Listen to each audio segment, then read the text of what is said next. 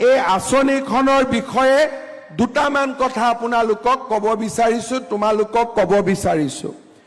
একাদশ শ্ৰেণীত আমি যিসকল ছাত্ৰী পঢ়ি আছোঁ, অসমৰ আন ঠাইত আজিয়ে এখন বেংক ড্ৰাফ্ট পাব আৰু আমাৰ ইয়াত বহি থকা ছাত্ৰীসকলক একেলগে দিয়াৰ যিহেতু ব্যৱস্থা নাই, অহাকালি স্কুলৰ প্ৰিন্সিপাল বা অধ্যক্ষসকলে তোমালোকক বেংক ড্ৰাফ্টখন দিব। কিন্তু অহা মাহৰ পৰা 11 তাৰিখে বেংকত 11 বজাত তোমালোকৰ মোবাইলত বা দেউতাৰ মোবাইলত টিকটিক আহিব, 11 বজাত বেংকত এই টকাখিনি 11 তাৰিখে জমা হৈ যাব।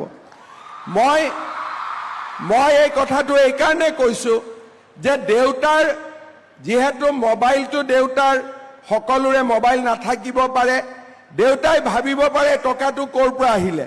গতিকে আজিৰ পৰাই ঘৰত আমি কৈ দিম যে 11 তাৰিখে যিটো টকা বেংকত সোমাব সেইটোৱে হৈছে নিযুত মইনা, আৰু এইটো মোবাইল দেউতাৰ মেছেজত যাব বা যাৰ নম্বৰ দিছা তাৰ মেছেজত যাব, কিন্তু তোমালোকৰ একাউণ্টতে এই টকাটো সোমাব, বেলেগৰ একাউণ্টত এই টকাটো নোসোমায়।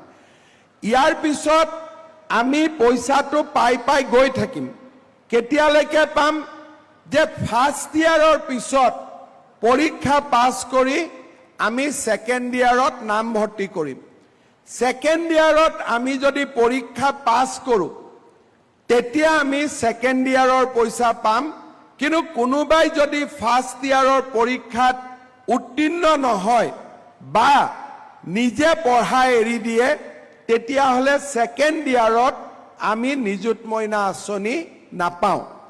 আৰু এটা সৰু ইয়াত চৰ্ত নহয়, পৰামৰ্শ, যে ছাত্ৰীসকলে তেতিয়া নিযুত মইনা আঁচনি পাব যাৰ বিৰুদ্ধে কোনো অভিযোগ নাথাকিব। অৰ্থাৎ অভিযোগ মানে ক্লাছ নকৰা বা বিভিন্ন ধৰণৰ যিবিলাক আমাৰ স্কুলত যাক ভাল একাডেমিক এক্টিভিটি বুলি কোৱা নহয়।